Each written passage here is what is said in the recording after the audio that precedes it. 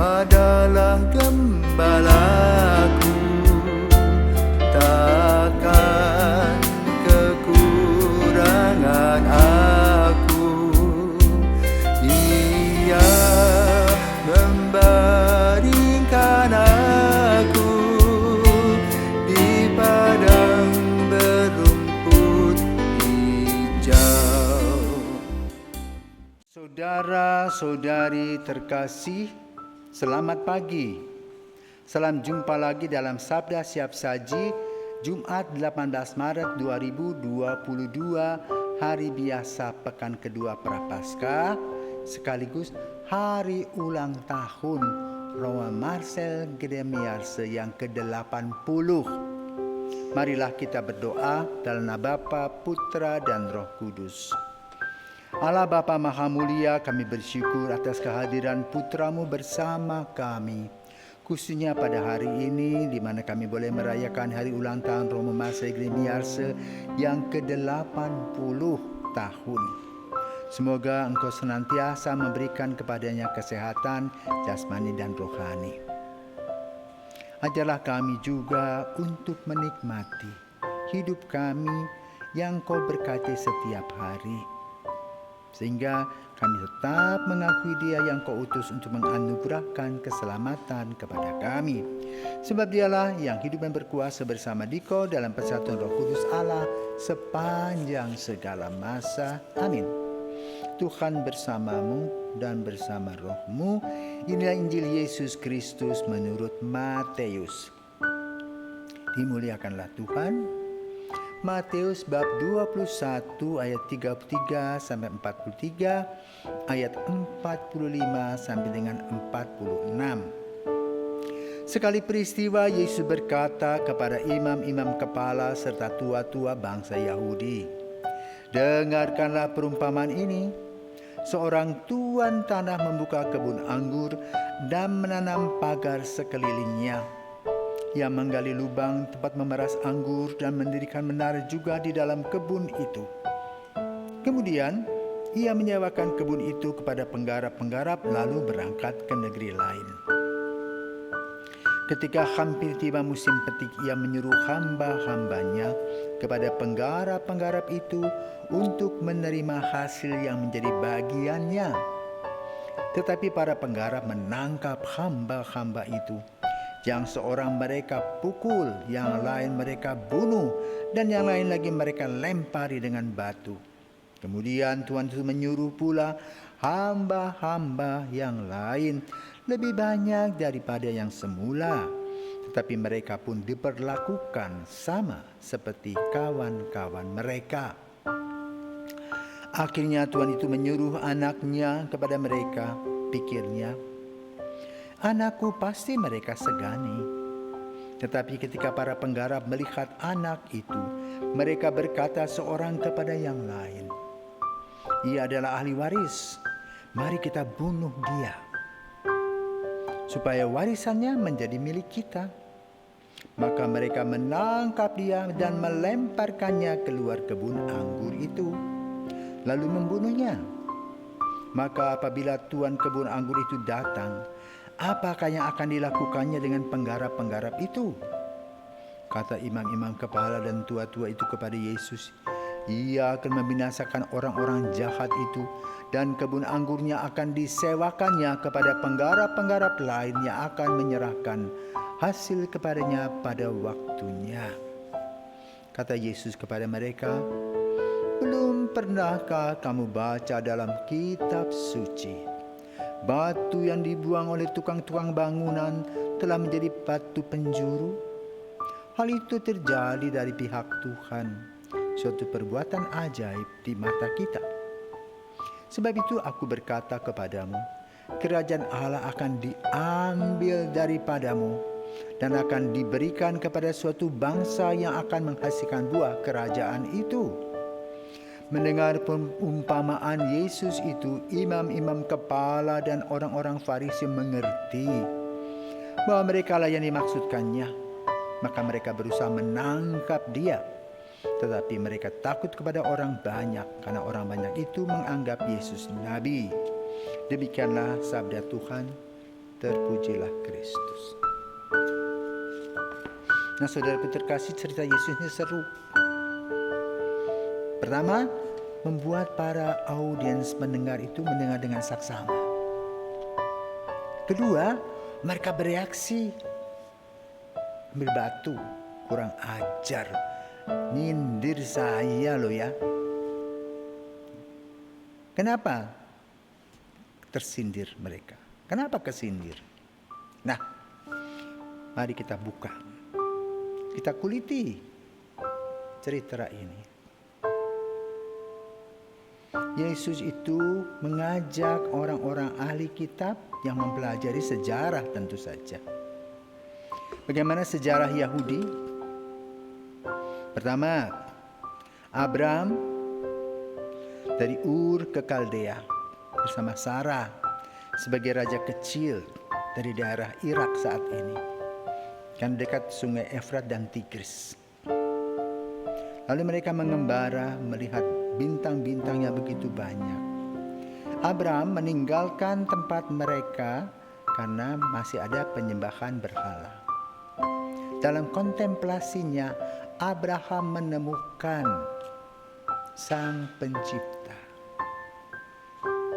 Lalu dalam kontemplasi itu dia merasa bahwa dia akan diberikan tanah terjanji. Maka lalu Abraham pergi sampai nyasar ke Mesir. Dan di sana kemudian diberikan oleh raja mereka, Raja Mesir, seorang wanita Mesir bernama Hagar atau Hajar, Siti Hajar. Kenapa? Dia mempunyai anak dari ibu Hajar tadi bernama Ismail. Lalu mereka berjalan mencari lokasi, sampailah di Kanaan, dan di sanalah Sarai kemudian hamil. Lalu lahirlah pertentangan dua wanita sampai hari ini, anak keturunannya, Hajar dan Sarah. Orang-orang Arab dan orang-orang Yahudi merasa ada sesuatu persaingan kompetisi yang kurang sehat. Nah, lalu apa terjadi dengan Abraham? Abraham menurunkan Ishak.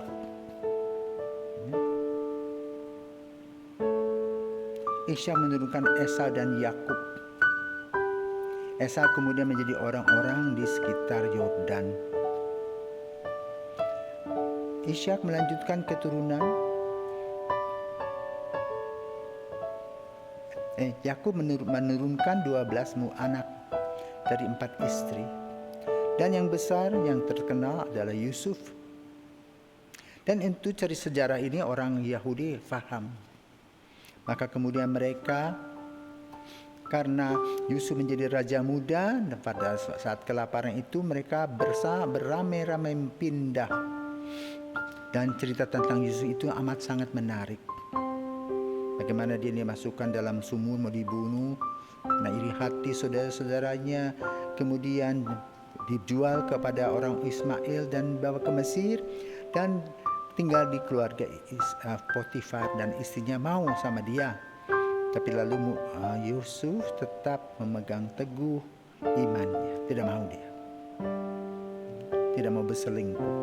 Masuk penjara, dan di penjara dia mendapat karisma, lalu menjadi raja muda. Lalu apa terjadi? Orang tuanya, keluarganya datang di situ tinggal beranak pinak sekitar 300 tahun, 350 tahun di Goshen. Kemudian penderitaan datang, orang Mesir memperbudak orang Yahudi. Tampillah tokoh Musa. Nah, Musa ini membawa mereka keluar dari Mesir dengan berapa macam tulah. Dan di sanalah dimotivasi oleh Musa sebagai bangsa yang dipilih oleh Tuhan. Ketika Musa berada di Gunung Sinai, berdoa bertapa di sana, mereka langsung kembali kepada dewa-dewa berhala, menari-menari, dan Musa marah melemparkan loh 10 perintah Allah. Sudah itu mereka di sana lahirlah raja-raja, nabi-nabi, tapi belum berhasil untuk menanamkan nilai-nilai iman dan cinta kasih. Maka kemudian tokoh Yusuf muncul, Maria, Yesus lahir di Bethlehem dan mewartakan kabar di Galilea. Jadi sejarah itu panjang dan mereka mempelajarinya. Hari ini dalam Injil Yesus mengingatkan akan mentalitas dan moralitas mereka. Tidak bersyukur, tidak berterima kasih, maka kemudian diberikan gambaran tentang penggarap yang memberikan kesempatan kepada para penggarap itu yang lain dan hasilnya nihil, hasilnya menyakitkan. Maka dikirimlah putranya dan itu pun akan dilakukan hal buruk.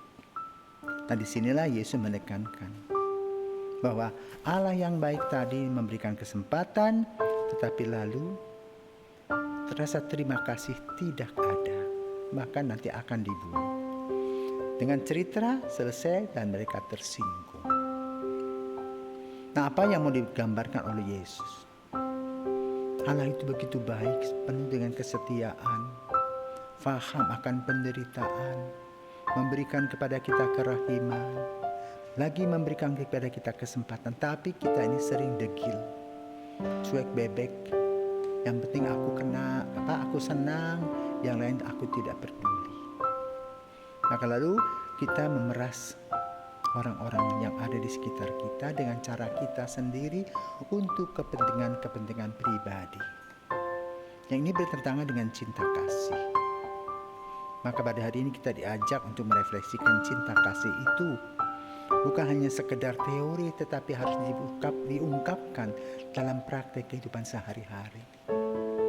Bagaimana sekarang? Coba kita kembali ke rumah kita masing-masing. Harga-harga Bapak Ibu naik ya, jangan lupa. Pekerjaan sulit, COVID-19 masih berjalan, ya, prokes masih harus dilakukan. Sekolah pun buka dan tutup. Lalu kemudian Omikron ini dibuka bukan lagi sebagai pandemi, melainkan endemi. Maka kita boleh katakan harus pandai-pandai sendiri. Saat sekarang kalau naik pesawat gak usah lagi pakai antigen lah, PCR, dan perlu. Tapi kita tidak tahu orang-orang yang ada di sekitar kita apakah mereka punya virus. Karena virus yang ada di dalam tubuh kita yang kena itu ya jutaan, bukan 1-2. Dia berkerumun tapi tidak kelihatan. Maka lalu kita harus pandai-pandai dan bijaksana mengisi hidup ini. Kesulitan demi kesulitan datang silih berganti. Perang masih terjadi di Ukraina. Ada usaha-usaha invasi tersebut akan diselesaikan dengan duduk bersama. Mudah-mudahan hal itu bisa terjadi. Maka pada tanggal 25 Maret besok, Paus minta supaya kita semua berdoa untuk Rusia. Ya, kita mendoakan Rusia karena Rusia kembali seabad yang lalu merepotkan orang. Kali ini bisa jadi dengan perang dunia ketiga, semoga tidak terjadi. Hidup ini sudah susah, tambah lagi susah oleh sikap kita masing-masing dengan egoisnya kita, kesombongan kita, cueknya bebek kita. Akibatnya apa? Nanti kita menyiksa kembali Tuhan yang membuat Yesus disalibkan lagi karena sikap-sikap kita. Semoga kita sadar bahwa kita hanya hidup sementara. Janganlah buat yang aneh-aneh, buat yang baik-baik. Agar suatu hari kalau kita suatu hari tutup mata, penyesalan itu tidak ada. Tetapi kita hanya mengucapkan apa?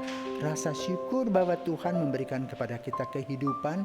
Dan dalam kehidupan kita ini kita sudah isi dengan hal-hal yang positif. Semoga Tuhan memberkati kita. Selamat pagi.